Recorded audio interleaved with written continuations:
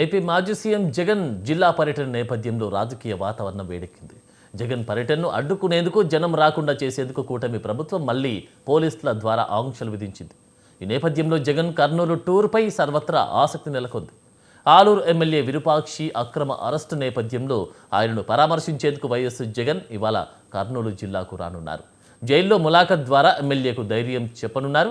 అయితే ఈ పర్యటనకు వైఎస్ఆర్సీపీ శ్రేణులు దూరంగా ఉండాలంటూ పోలీసులు హెచ్చరికలు జారీ చేశారు. రైట్, ఇదే అంశానికి సంబంధించి తాజా అప్డేట్స్ మా ప్రతినిధి సుబ్బారెడ్డి అందిస్తారు. సుబ్బారెడ్డి, ఆనంద్, ఏదైతే కర్నూలు జిల్లా సంబంధించి ఈ రోజు ఒకరోజు పర్యటనకు సంబంధించి మాజీ ముఖ్యమంత్రి వైఎస్ జగన్మోహన్ రెడ్డి కర్నూలుకు వచ్చేటువంటి పరిస్థితి ఉంది.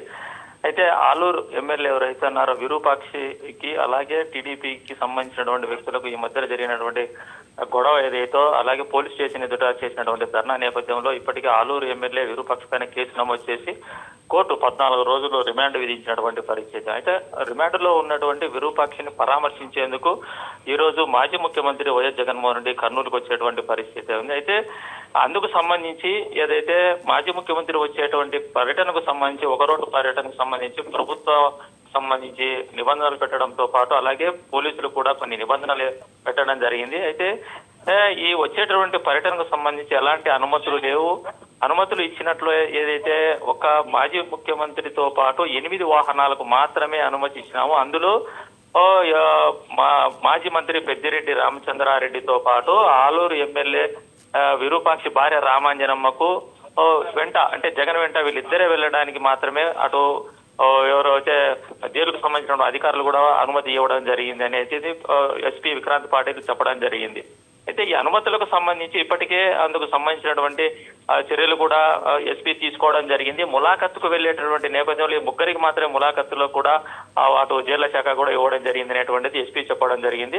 ఏదైతే ఓరోకల్లులో దిగినటువంటి నేపథ్యంలో మాజీ ముఖ్యమంత్రి అక్కడ నుంచి పంచలింగాల వరకు మాత్రమే ర్యాలీకి, అలాగే ఆ వాహనాలు ఎన్నైతే అనుమతి ఇచ్చామో 8 వాహనాలకు మాత్రమే అక్కడ అనుమతి ఉంది. మిగిలిన ఎలాంటి వాహనాలకు కానీ, రోడ్డు షోలకు కానీ, ర్యాలీలకు కానీ 30 యాక్ట్ అమలులో ఉన్నటువంటి నేపథ్యంలోనే ఇవన్నిటినీ కూడా అనుమతులు లేకుండా చేసినట్లయితే కఠిన చర్యలు తీసుకుంటామనేటువంటిది ఇప్పటికే ఎస్పీ విక్రాంతి పాటలు అటు వైసీపీకి నాయకులకు, కార్యకర్తలకు చెప్పడం జరిగింది.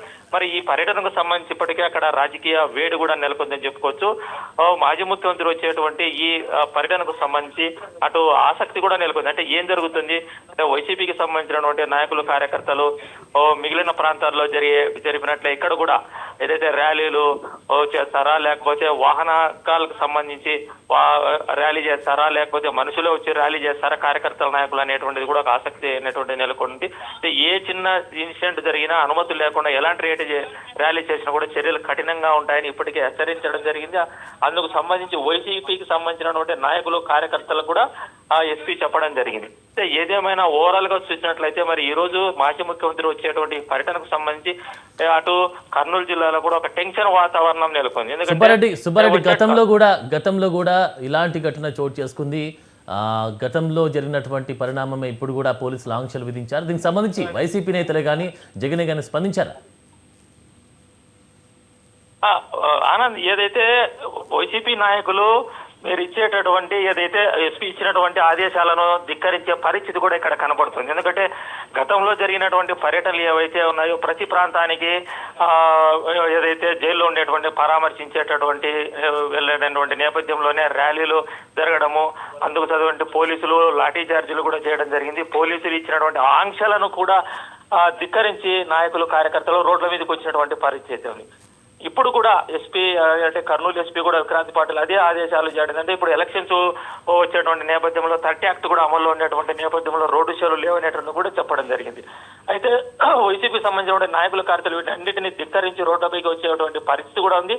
మరి అందుకు సంబంధించి అటు ఎస్పీ కూడా భద్రతను కూడా, అంటే రోడ్లపైకి వచ్చేటువంటి కర్నూలుకు వచ్చేటువంటి కొన్ని ప్రాంతాలు ఏదైతే ఎయిర్పోర్ట్ నుంచి పంచలింగాలకు బయట రోడ్లోకి వచ్చేటువంటి మిగతా దారులన్నిటి కూడా ఇప్పటికే బంద్ చేసినటువంటి పరిస్థితి కూడా అక్కడ కనబడుతోంది.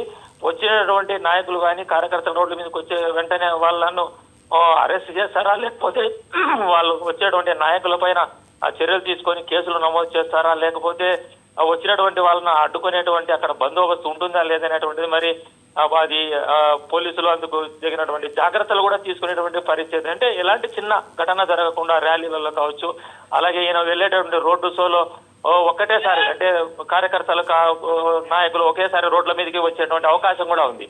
ఎందుకంటే చూడడానికి కావచ్చు, లేకపోతే మా నాయకుడు వస్తున్నాడు అనేటువంటి ఒక యాంగ్జైటీతో కూడా యూత్ కూడా రోడ్ల మీదకి వచ్చి పరిస్థితి కూడా ఉంది. మరి అలాంటి రోడ్ల మీదకి వచ్చేటువంటి సమయంలో అటు వాహనాలకు కూడా ఇబ్బందులు జరిగేటువంటి పరిస్థితి ఉంది. అలాంటి సమయంలో ఆ ప్రాంతాల నుంచి దూరంగా వెళ్ళేటువంటి ప్రయాణికులకు కూడా ఇబ్బందులు జరిగేటువంటి పరిస్థితి. వీటన్నిటిని దృష్టిలో పెట్టుకొని రోడ్ల మీదకి రాకుండా ఎలాంటి చర్యలు తీసుకుంటారు, లేకపోతే కాన్వాయ్కి 8 వాహనాలే వెళ్తాయా, లేకపోతే ఇంకా వాహన శ్రేణి కింది స్థాయి నాయకులు అంటే లోకల్ గా ఉండేటువంటి కర్నూలు జిల్లాలో ఉండేటువంటి నాయకులందరూ తమ సొంత వాహనాలలో ఈ కాన్వాయ్లో కలుస్తారా అనేటువంటిది మరి ఆ ఉత్కంఠక అనేటువంటిది ఏ విధంగా తెరబడుతుంది అనేటువంటిది చూడాల్సి వస్తుంది.